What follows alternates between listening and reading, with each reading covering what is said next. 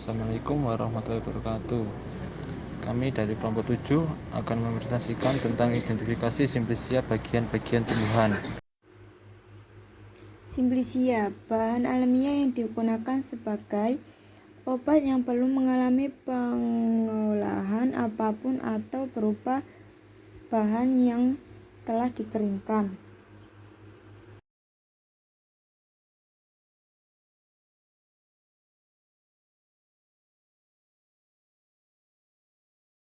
Alat dan bahan 1. Mikroskop, objek dan cover glass, pipet tetes. Simplisia tumbuhan seperti Guazuma ulmifolia, lam, daun jati Belanda. Simplisia dari batang tumbuhan seperti sapan lignum, kayu secang, cinnamomum, cortex, kayu manis. Simplisia dari buah tumbuhan berupa potongan dari rimpang temulawak, jahe, cengkeh, lada hitam. Simplisia serbuk.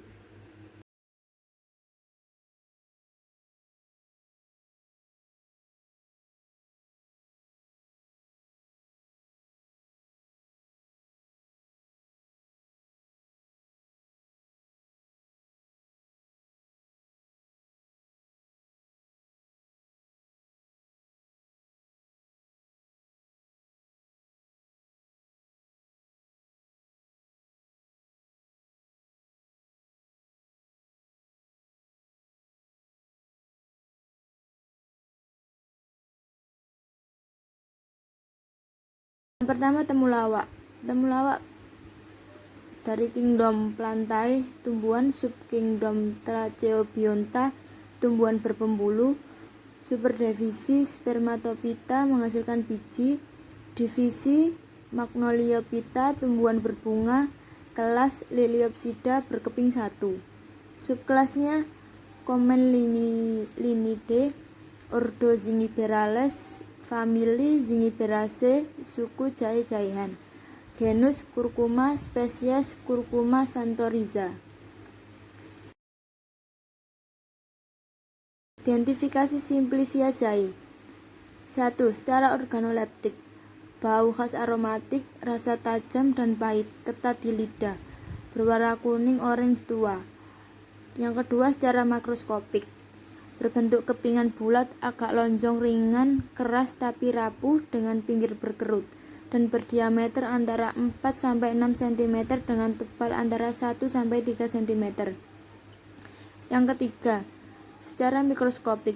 Adanya beberapa bagian sel pada rimpang seperti parenkim, silinder pusat, endodermis, butir, minyak, berkas pembuluh kolateral, butir pati, hipodermis, epidermis, parenkim. Ini jahe berasal dari kingdom Plantae, subkingdom Viridiplantae, subdivisi Spermatophytina, divisi Tracheophyta, kelas Magnoliopsida, ordo Zingiberales, famili Zingiberaceae, genus Zingiber mill, spesies Zingiber officinale Ross. Identifikasi jahe secara 1. Organoleptik. Bau aromatik, rasa pedas, warna merah coklat, warna daging kuning kecoklatan. Yang kedua, secara makroskopik. Berbentuk bulat memanjang, bagian ujung bercabang-cabang pendek, panjang 5-15 cm, umumnya 3-4 cm. Hasil pemeriksaan makroskopik simplisia diperoleh dalam bentuk rajangan, warna coklat muda, bau khas rasa pedas, diameter 2-3 cm, dan ketebalan 1-3 mm. Yang ketiga, ini secara mikroskopik. Terlihat fragmen berupa jaringan gabus, berkas pembuluh, sel sekresi, dan pati tunggal dengan hilus di tepi. Lamela jelas.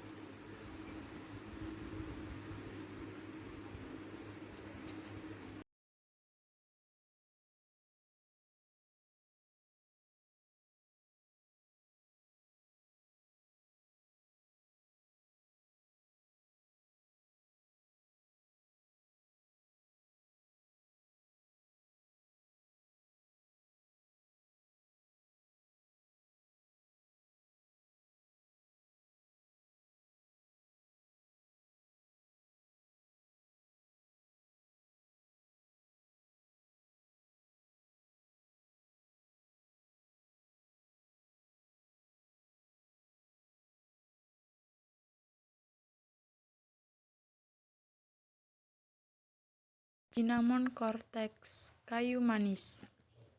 Kingdom Plantae, divisi Magnolophyta, kelas Magnoliopsida, ordo Laurus, famili Laurae, genus Cinnamomum, spesies Cinnamomum verum. Kulit kayu manis Cinnamonicortex adalah kulit kayu Cinnamomum zillantium. Kulit kayu manis adalah jenis rempah-rempah yang diperoleh. Sapan lignum adalah kayu secang. Kingdom Plantae, divisi Spermatophyta, subdivisi Agoispermae, kelas Dicotyledonea, ordo Rhizales, genus Caesalpinia, spesies Caesalpinia sapan L. Diambil dari tanaman Dicotyledon, merupakan xilem sekunder yang terbentuk karena aktivitas kambium batang jaringan pembuluh masih terlihat dalam lignum, yaitu pembuluh kayu yang berfungsi membawa makanan dari akar ke daun dan pembuluh lapis yaitu membawa makanan dari. Selanjutnya adalah tanaman cengkeh. Cengkeh ini adalah tanaman asli Indonesia yang sering dimanfaatkan oleh masyarakat sebagai bumbu masakan atau bahan utama rokok kretek khas Indonesia. Tanaman cengkeh adalah tanaman pohon tahunan yang dapat tumbuh hingga mencapai ketinggian 10-20 meter. Kingdom cengkeh atau klasifikasi cengkeh. Kingdomnya Plantae, subkingdom Viridiplantae, divisi Tracheophyta, subdivisi Spermatophyta, kelas Magnolipsida, ordo Myrtales, famili Myrtaceae, genus Syzygium, spesies Syzygium aromaticum. Selanjutnya tanaman lada. Klasifikasi tanaman lada. Kingdom Plantae, subkingdom Viridiplantae, infrakingdom Streptophyta, superdivisi Embryophyta, divisi Tracheophyta, subdivisi Spermatophyta, kelas Magnoliopsida, superordo Magnolianae, ordo Piperales, famili Piperaceae, genus Piper, spesies Piper nigrum. Lada adalah tanaman rempah yang sudah lama ditanam di Indonesia. Tanaman ini tumbuh baik di ketinggian 10-500 meter di atas permukaan laut dengan suhu sekitar 25 Celcius sampai 26,5 Celcius dan sudah tersebar di daerah tropis. Tanaman lada menghendaki musim hujan yang panjang dan musim kemarau pendek. Tanaman lada sering dimanfaatkan sebagai tanaman obat, baik secara tradisional atau modern. Khasiat lada diantaranya adalah stimulan pengeluaran keringat, peningkatan nafsu makan, dan sebagai ramuan obat reumatik. Selain sebagai obat reumatik, kadang lada juga dimanfaatkan sebagai pestisida nabati.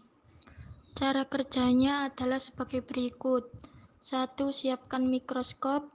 2. Buatlah preparat dengan meletakkan serbuk simplicia yang akan diamati. 3. Letakkan bagian tersebut pada objek gelas dan ditetesi sedikit air menggunakan pipet.